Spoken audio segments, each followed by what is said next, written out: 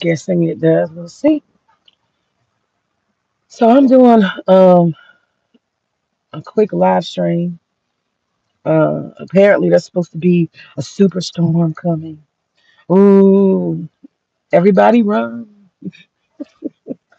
But they decided to close the school, and I ain't gonna lie, I'm kind of like delighted Thursday and Friday because I get to keep my kids. We're gonna do school today. So I'm up really early, and I'm gonna finish some of the contracts and invoices and some of the planning. I'm gonna finish that early. And that way I've got all the time for my little sweet thing. Yeah, I get to spend time, more time. And see, the thing is with children, it's not like when my hair keeps getting on my earplug. Gosh, I have too much hair. It's not like you are, it's not like you are with them completely like engaged the whole time. The tricky part to little kids is you have to keep them excited. You have to keep their level of engagement up. They need breaks. You can't skill and drill a child for no 2 hours straight. It's not gonna happen. So what you got to do is you got to work on extending their tolerance time, no matter what the topic is. So might do 15 minutes of intense reading. They need a break. Then it might be reiterate social study skills. Y'all feel me? Then they need a break. So you're going to have at least 10, 15 minutes of downtime between each subject. Y'all see why that takes so much time? That's the nature of tutoring and teaching. I ain't gonna lie, when I went to graduate school, they did not give a fuck throughout my graduate school. The classes would be 3.5 hours straight. I kid you not. Because at that point, you're meeting once a week or twice a week. So they gonna get it. They gonna get that chair time. And I ain't gonna lie, I got the ADHD, so I had to get my ass up. At least every 45 minutes, I had to get my ass up. And I had to go walk outside, walk somewhere, do something. I couldn't do it. I would like literally be about to lose my damn shit. I got too much energy. I think that's why I was a excellent reader. I like to read because I require everybody's different. Everybody's different. I require stimulation. Everybody's different. Some people like I never understood people who just lay around. Like they like it's raining, I'm gonna lay around. Laziness and laying around, I never understood it. I'm like, how could you do that? That should be torture. That should be torture. How do you just sit around and do nothing? Like, wow, I can't even imagine. Um, but then again, I am a daughter of a military soldier. They get up with the sun, don't they? That's what I was taught growing up. Get up with the sun, get your productivity in, get the day's work done, right? And have something to show for what you do, who you are. Makes sense to me. Anyhow, so I thought I'd just do a quick stream. I'm not going to put a whole lot of energy into it, but I wanted to share a couple of my thoughts. Um, One of the things that has blown my mind, because I have lots of interest, lots and lots of interest. And one of the things that's blown my mind is the new president of El Salvador. Oh my God. Magnificent, amazing, brilliant man. Now, maybe I have a thing for uh, Central and South American, Caribbean dictators. Maybe I do, because I'm in love with Fidel Castro. I always have been. If you learn who the man is, to know him is to love him. Fidel loved the people. Propaganda can't fight that. Never can, never will. I actually wrote a letter to Fidel. I sure did. A letter of apology. But I didn't have the nerve to send it. This was after I visited Cuba illegally. After I visited Cuba illegally, this was before before Obama. I was like, they ain't gonna tell me what to do. I'm going. And millions of Americans do such. Cuba's never been embargoed. That's a lie, man. When you get over there, you see all the same shit: Coca-Cola, Lay's potato chip. Matter of fact, one of the stores I saw Idaho potatoes. There's never been an embargo on Cuba. They do business with the United States USDA. They bring in potatoes and all kind of. It's a lie. It's just propaganda. It's propaganda. But I tell you what, this this El Salvadorian president is brilliant. I had planned, I don't know how many years ago, a trip through Central America. And I do my research when I travel. I do my research. But I thought I was going to do something magnificent. At least for a black woman. I was going to start at the tip of Mexico and I was going to work my way down and I was going to basically see from the tip of Mexico all the way through Central America and I was going to end at the Darien Gap or at least close to Panama at worst. This was my plan. I thought I was going to do something. I also had a crazy idea that I was going to travel the Western Sahara along the border and down Morocco to Senegal. And I soon found out that the marauders would kill me. So I changed that plan and I was going to leave out of Senegal. I changed that plan. See, I've always thought about crazy things to do, right? And I changed my mind on that. But I changed my mind on Central America. I had this book called Central America on a Shoestring Budget. And oh, I had gotten so far in the book. I was like, oh, Costa Rica, I'm gonna do this, Honduras, I'm gonna do that, da, da, da. I had it all worked out. By train, automobile, bus, or otherwise, boat, I was going to travel Central America. I had my little marker, my little highlights, and all that shit. And I thought I was going to do it till I got to El Salvador.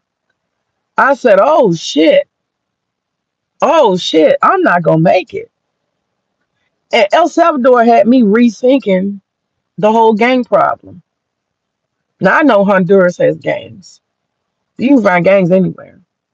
Yeah, we got gangs in the birds. Bullshit, but it is what it is. But by the time I got to reading and doing all that deep diving on El Salvador, I said, oh shit, to go on this trip is to DIE. I'm not going to be able to go by myself as a black woman, a Westerner traipsing around. I'm not going to make it. They're going to get me because they have something called a Manosa Scotra. Okay. I'm not sure if I said it right, but it's MS-13, better known as MS-13. MS-13D. When I say gangster, I wasn't going to make it out of El Salvador. I can tell you that now. They took Dr. Sabi out in Honduras. It ain't no joke, man. These people, when they thirsty, they hungry, and they see your ass, it ain't no joke. It ain't nothing to play with. It's not a joke. You ain't no motherfucking tourist. You are a Vic. Plain and simple. You a Vic. So all my studies and preparation, all my studies and preparation for Central America on a shoestring. See, I was gonna do that shit over a whole summer. That's what I was gonna do. I was gonna take 2, 3 months since I was a teacher back then. And I was going to travel from the tip of Mexico all the way through Central America. But by the time I got to El Salvador and I started reading about them gangs and I started doing my research and watching videos and seeing about the cartels and all the drugs and shit, I said, you know what?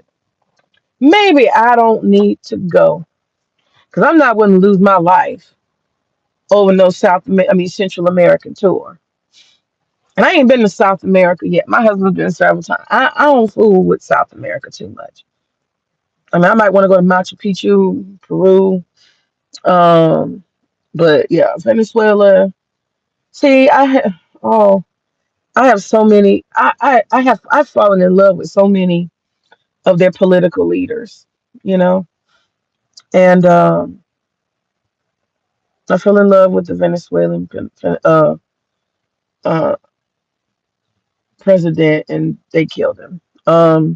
Anyway, but this new one, El Salvador. Let me get to that. El Salvador has a new president, and he's brilliant. He's brought them into the 22nd century.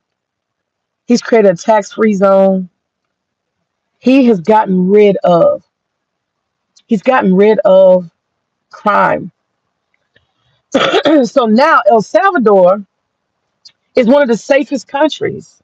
It went from the murder capital of the world to one of the safest countries on the planet.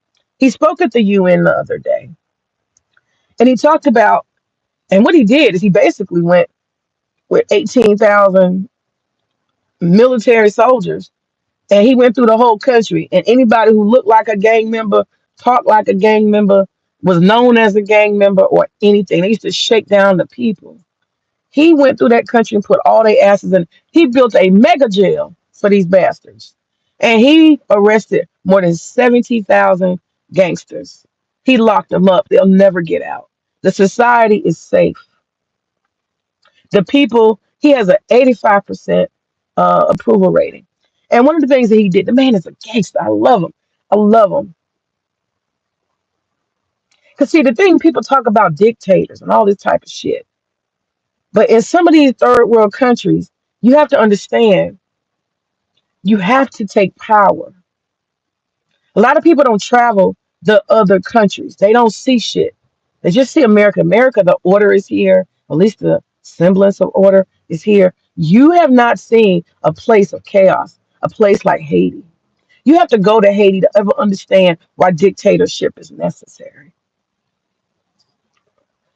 So you have Americans and Western people.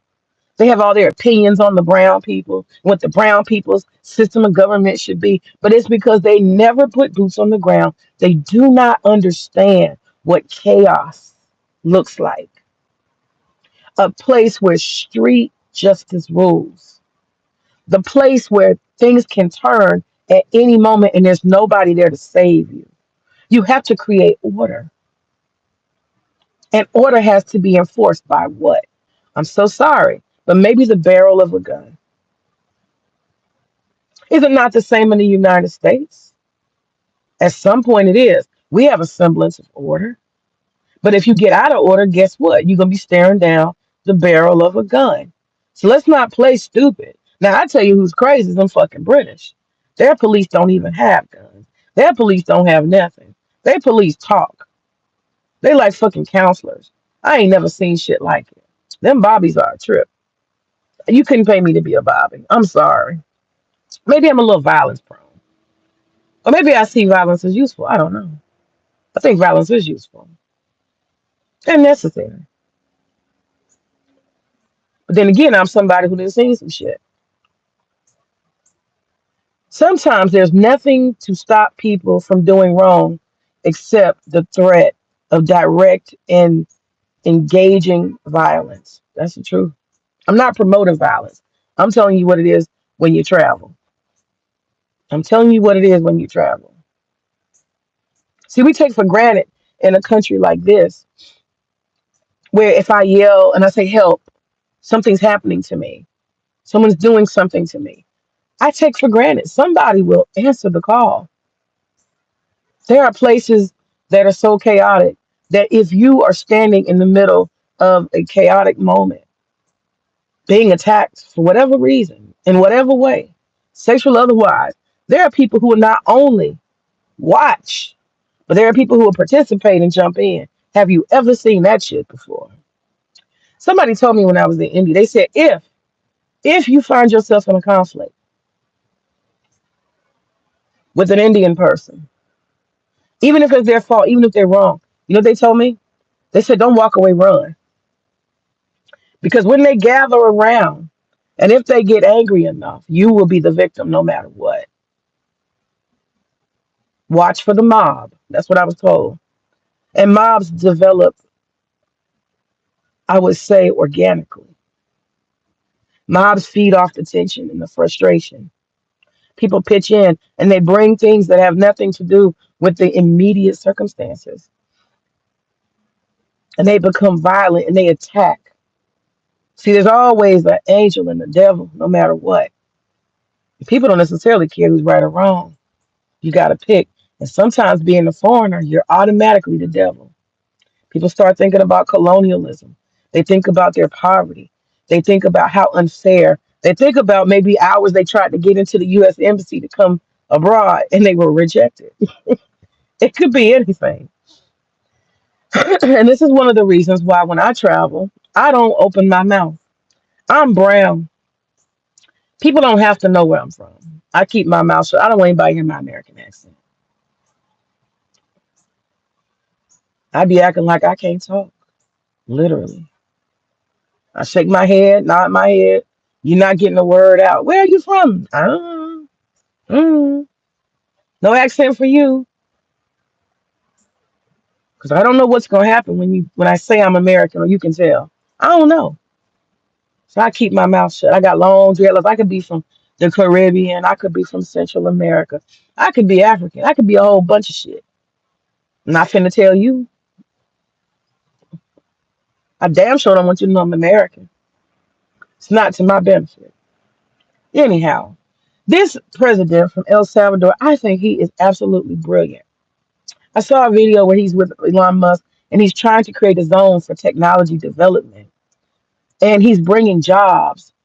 Um, the man is gangster. I like him a lot. The people of El Salvador love him. They say he saved their society. In a matter of less than a decade, he has turned around the whole society. See, when people are serious and sincere about solving problems, they do. They don't let them linger. They don't pretend. See, all this is propaganda and politics. It's a necessary evil. Let me say that again. Propaganda is a necessary evil.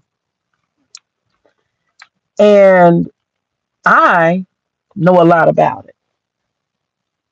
I know a lot about it. I have a background in journalism and marketing and all kind of other things. A little bit of sales. I would argue that American society is built on 95% propaganda. Very little of what we see, what we think we know, what we think we understand is real.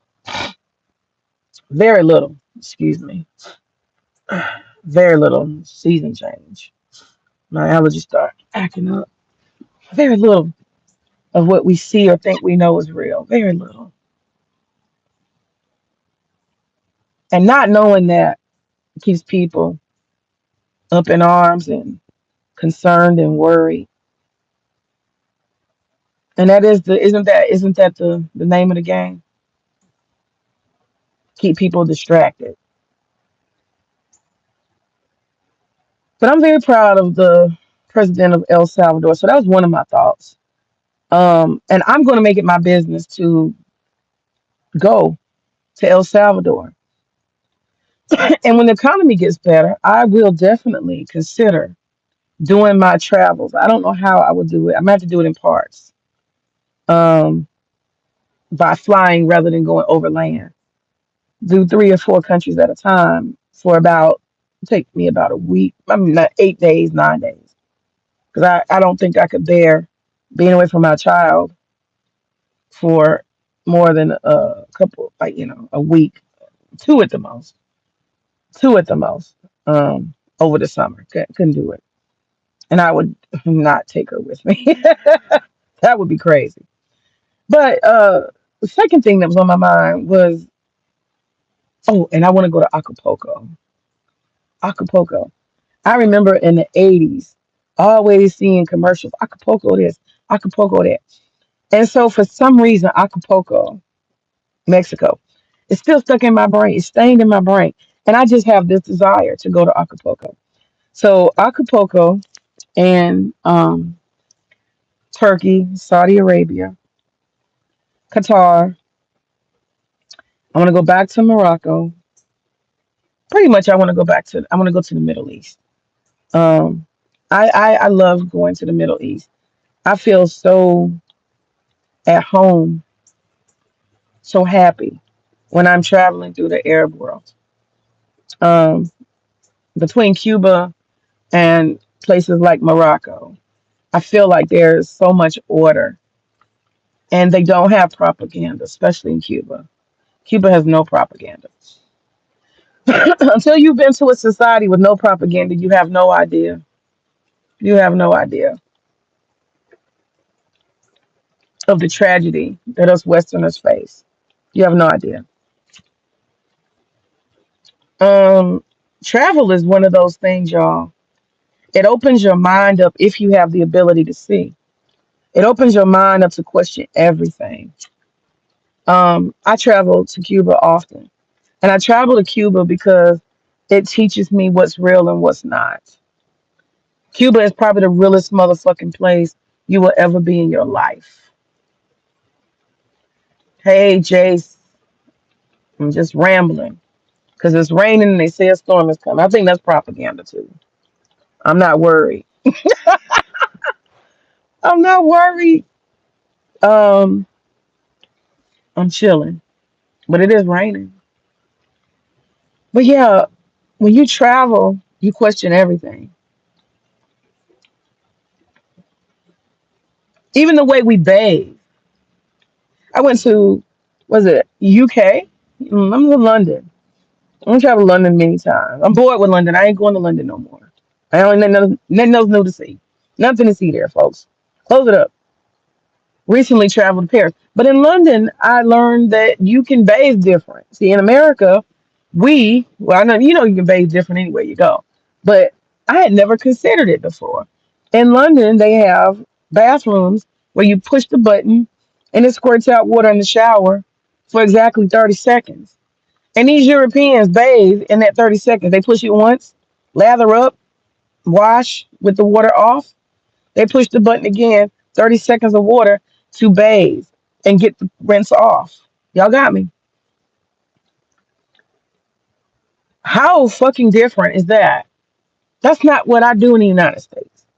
In the United States, I turn the water on and it's going to be on for a long time. I probably use 40 gallons of water because I stand there for a whole 15 minutes before I bathe. I just stand in the hot water. I just stand there. I've been doing that forever. I don't know how to bathe in 30 seconds, to wash in 30 seconds, to dry, to rinse. I don't know how to do that shit. So I found myself hitting the button 1,000 times when I was in London. But when you travel, you open your mind up to other possibilities, things you never thought. I hate European breakfast. It's disgusting. I don't know what the fuck. I don't know what the fuck. How the fuck do you eat this bullshit for breakfast? Raw fish in thin slices. I don't eat pork, so it is very disgusting. These plates of pork shredded thinly, damn near raw. Ugh. They eat raw food. I don't eat raw food. I'm American. We don't believe in eating raw food. They eat cottage cheese. What the fuck is cottage cheese? That's disgusting. Lumpy white shit. Keep that. They eat sliced tomatoes. They eat croissants with cheese. This is most of Europe. I went to a breakfast buffet in Amsterdam. I said, what the fuck is this? I'm not paying $30 for this shit. They even cook my eggs fucked up. How about they put cream in my eggs? What the fuck is this? And when I went to Paris, they fuck around and they put, was that Paris? Somewhere else. Was that Paris? Yeah, that was fucking Paris. They fuck around. and put a piece of bacon in the middle of my fucking egg. How was I supposed to know that they was gonna make creamed eggs and put bacon in it? It wasn't on the menu. So you have to rethink a lot of shit when you travel. You can't assume anything. It makes you question everything. It just does. But anyway, to travel, that's the second thing. So I gave up last year traveling. And sadly, this year, 25 to 26, all of 2025, I will not be traveling. Why? Because the economy sucks. And I'm smarter. I can do it. I'm smarter than that. So I pretty much have resigned that I will not travel 2025. It's very heartbreaking, but I'm going to grind. I'm going to grind. Come 2026, I'm hitting the motherfucking pavement. I'm going to tear this globe up. 2026. At that point, hopefully, 2025, my intention is that hopefully the economy will do well. The economy will be good. It will be building and growing. That is my hope. I got this YouTuber I'm hesitant to watch, some white girl, and she's constantly talking about doom and gloom. Oh, it's just coming, the new world order, the reset, the this, the that. It's about to get bad. Prepare. I'm like, I hear you, bitch, but I ain't trying to hear what you talking about. So I don't know. I do know that I have set in my mind that I'm not going. I'm going to forfeit traveling. It's an intentional, purposeful reason. I'm going to set things up a certain way that I want them. And then when I meet those conditions, I meet those goals, some ambitious goals, I have to admit, then I can focus on travel. You know, you play hard after the work is done. So I'm about to put the work in. I got a whole year to focus. And some of the things I have invested in, they're really paying off. I've been sacrificing and it's really paying off. And I retired and I had no intention to work as hard as I'm working right now. But I'm dealing with staying afloat in a bad economy. Anybody who's in business, especially luxury business, you understand what I'm saying. People are doing way less, way less. They're doing way less. People are cutting corners. They're cutting the fat. So I'm cutting the corners and I'm cutting the fat too. That's how that go. But anyway, so those are the things I had on my mind. I look forward to traveling 2026. I got time to prepare for that. Oh, my friend just came back off of a 2 week cruise of Europe. The beauty, the beauty. She went everywhere, everywhere, everywhere. Oh my God. She got pictures of Santorini. She went to Greece. She went to Italy. She got one of those beautiful, I think it's called Norwegian tours. It's a big ass, beautiful, like 4 star, 5 star uh, cruise boats. Not no carnival cruise bullshit. Nothing like that. And man, when I say she did it big, I want to say the price is about 15,000. I want to say. Now she's bougie.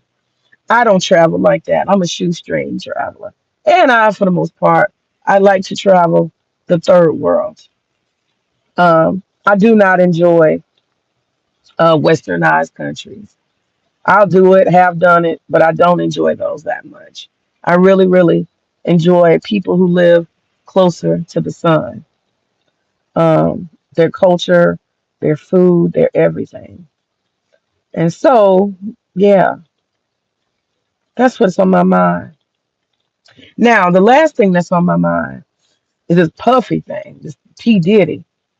I've been watching that while I'm working, listening while I'm working. And I find it really, really interesting how human behavior is. Humans are very, very complex. We're very complex, complicated.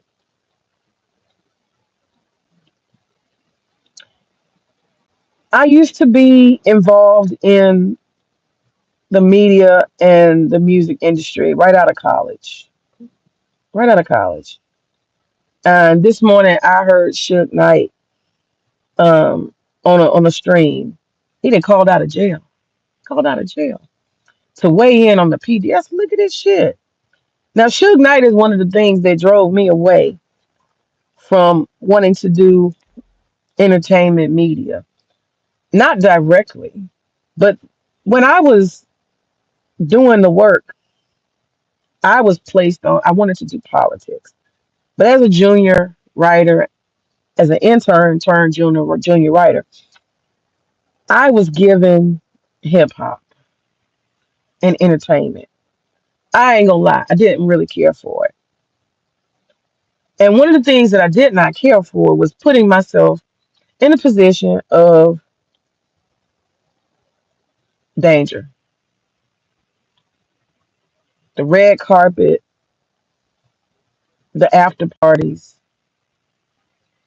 the backstage, all of that shit.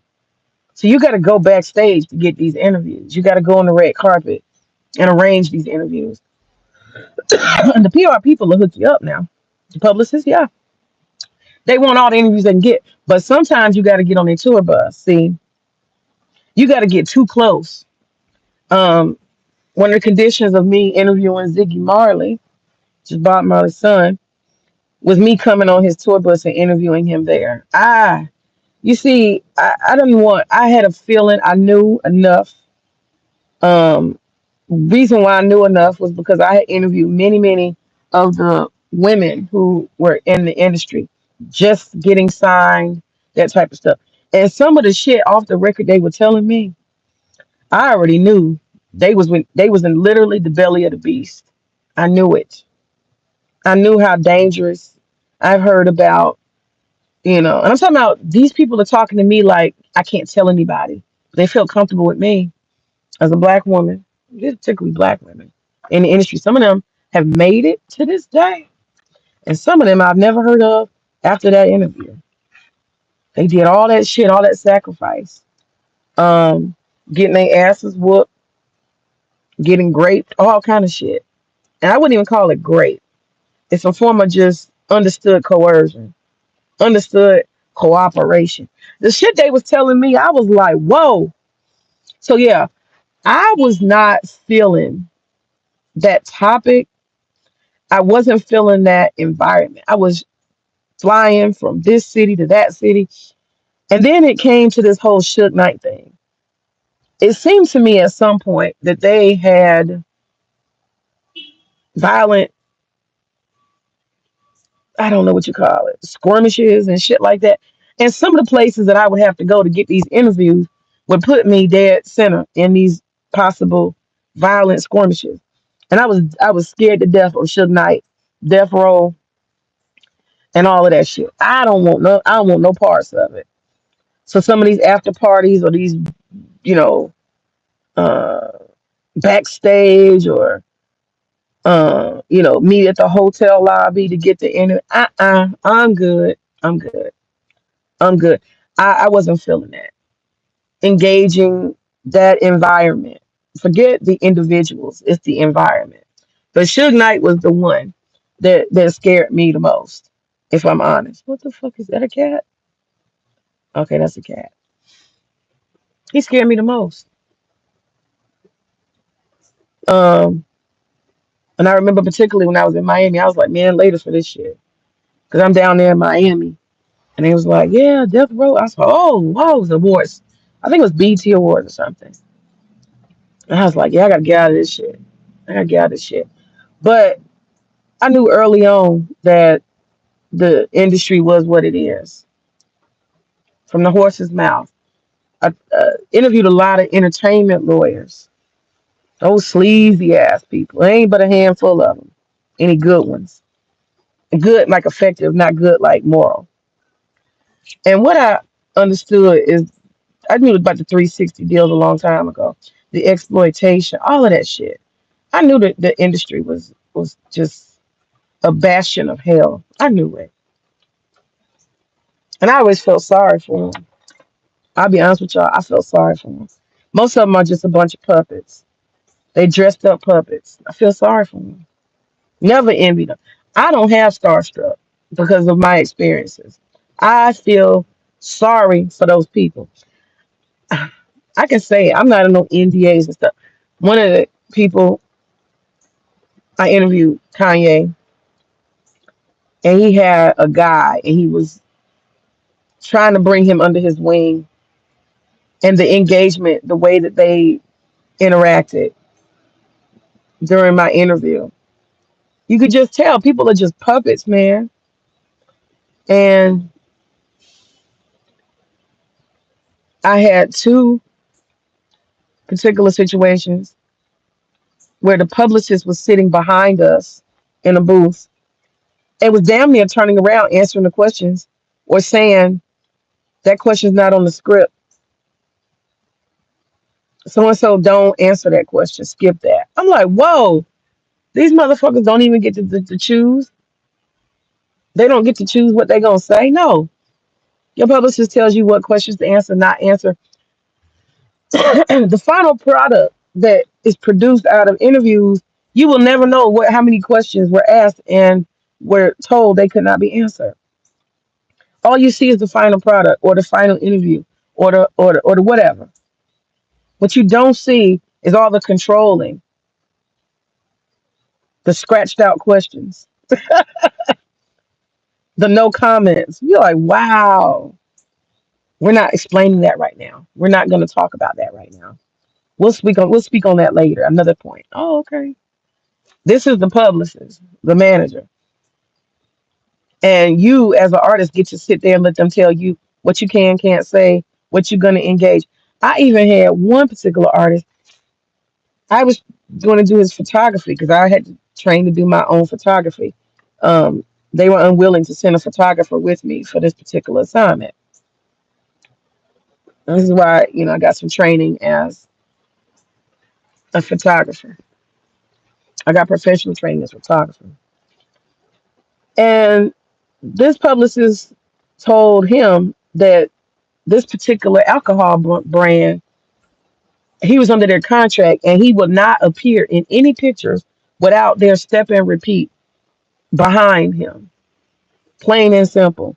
So for a period of time under contractually, he cannot take not one photo without being in front of the step and repeat because they paid for him.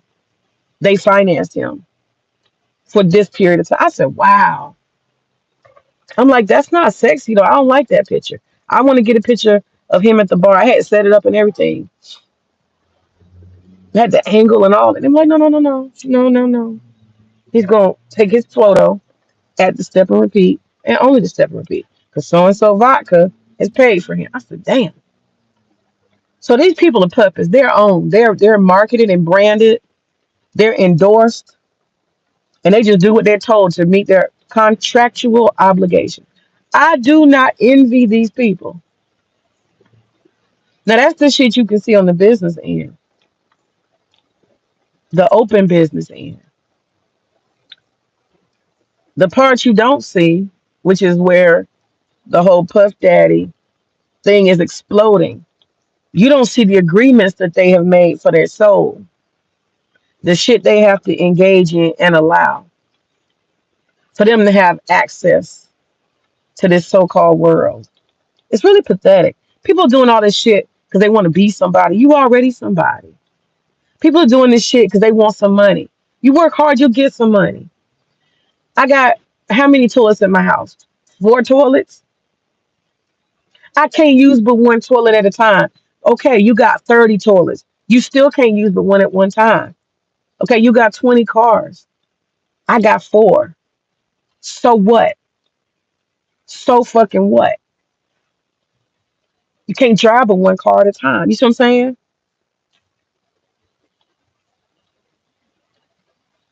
It doesn't make sense. It doesn't make sense the way people throw themselves away. For what? I do not envy these people. I feel sorry for them. And yeah, they got to get on drugs to cope because it ain't natural to be an adult puppet. It's not fucking fun being yanked from place to place. Imagine I've asked people that, oh, you just came off tour. What was the most favorite place that you've been? You did a European tour. What city did you like the most? How many of them told me by the time you look out, all you see is people, crowds, lights. Every stage starts to look the same. You don't get to see anything. You don't get to see the Eiffel Tower. You don't get to go to the Tate Modern Museum of Modern Art. You don't get to see anything. They snatch your ass out that plane. They put you on the stage for rehearsal, throw you in a hotel room, let you relax for a little while, put you back on stage, show's on, end of the show, they're taking you backstage, do your PR, do your rounds, interviews, they put your ass back on the plane. You ain't seen shit. You done been to 30 European countries and you ain't seen shit. No culture, no food, no nothing.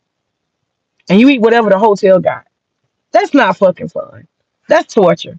If you took me to 30 countries and all I got to see was a stage, I would be mad as fuck. I'm just saying.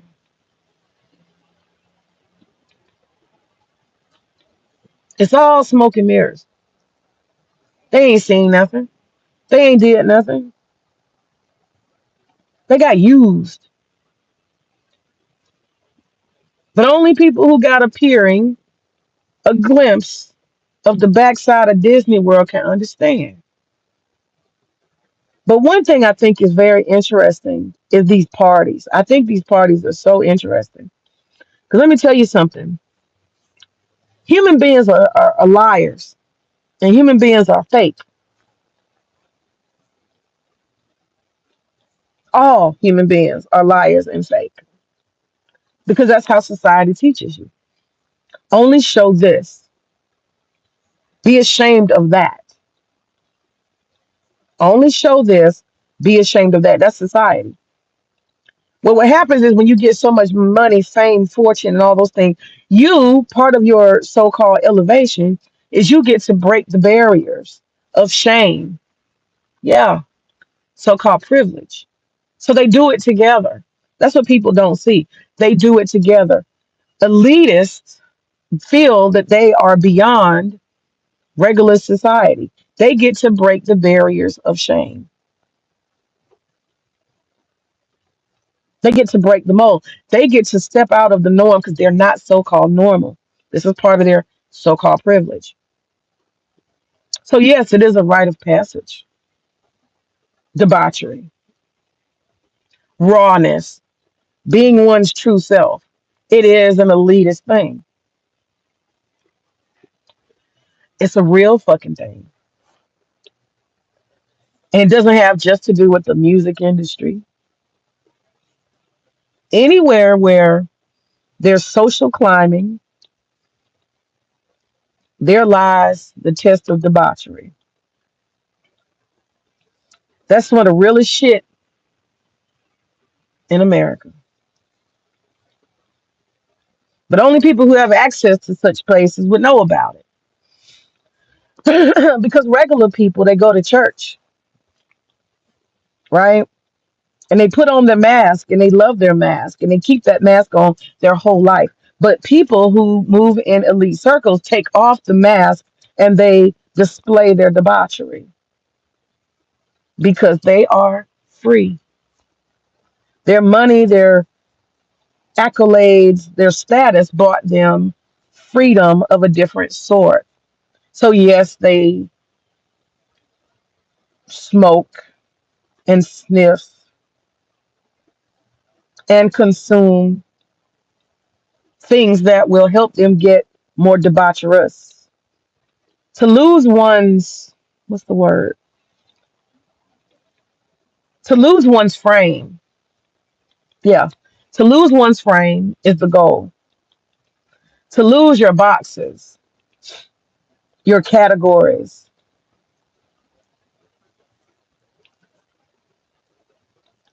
to lose your boundaries is a goal.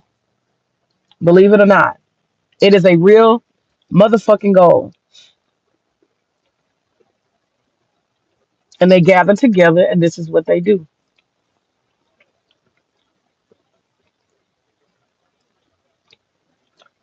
And so my mind goes on to shadow work. I see shadow work is a secret in a sense because most people can't see the value of shadow work. Look into the deep darkness and the beyond and see beyond the seeming. Most people don't have the courage to do that. It takes a strong person to do that. And I do think that that is why people do these type of things in groups. I think that's why people use substances to do it because it's not easy.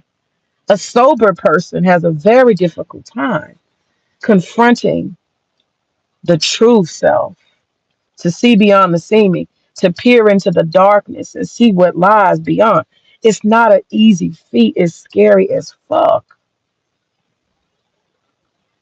Shadow work approaches the darkness. And I say approaches. I ain't say dive in. Shadow work allows a space for rawness without substances. Shadow work allows one to imagine in an honest way who one really is and confront the boundaries that are and even challenge them without diving deep into the darkness. I find this Diddy thing very, very interesting. And I think that the judgment that people have is very, very interesting because everybody has on a mask. Boy, does everybody have on a mask. But think about how liberating it might be in any space.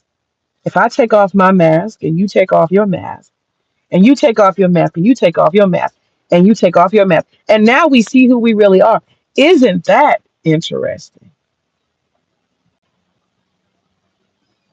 Isn't that interesting? So what Diddy has done is he's created a maskless ball, a free for all. And I think the common people don't understand. I'm not saying it's right. I'm not defending the shit at all. But I think psychologically speaking, it takes it's worth taking a look at what's really happening beyond the surface. White parties, white parties, the absence of darkness.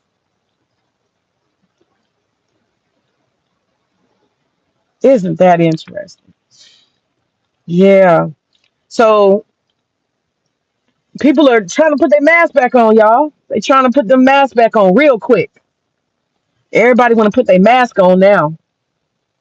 Everybody want to put the mask on. Good luck. Good fucking luck, man. And the public is upset because the public is like, but I put you on a pedestal.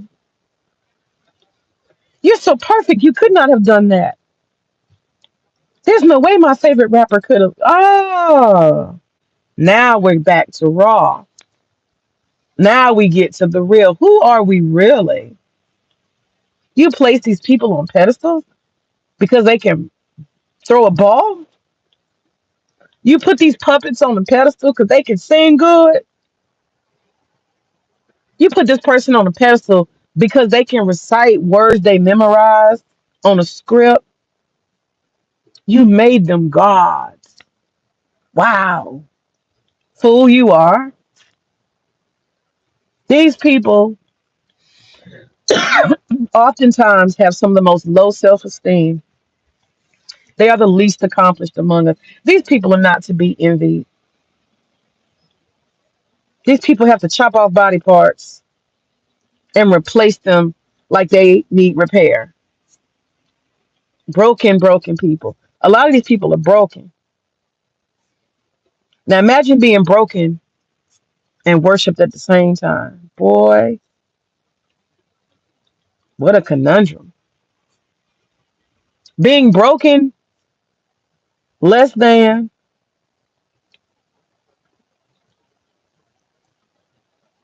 and more to be desired, but being worshiped nonetheless. Wow. Yeah, that's why they do drugs. That's why. Again, propaganda always seems to win. Those are my thoughts. And the poor public is suffering. The poor public is suffering because they pedestalize all these stars. They put them on these pedestals, and now they're being disappointed because the masks have fallen away and they're seeing what? Regular motherfuckers just like you. Regular motherfuckers just like you. Y'all know when I learned my lesson when I interviewed Lynn Whitfield. I had I ain't gonna lie, I had pedestalized Lynn Whitfield. I don't know if y'all know her, but she Thin Line Between Love and Hate. She's a long time actress. Been in many great films.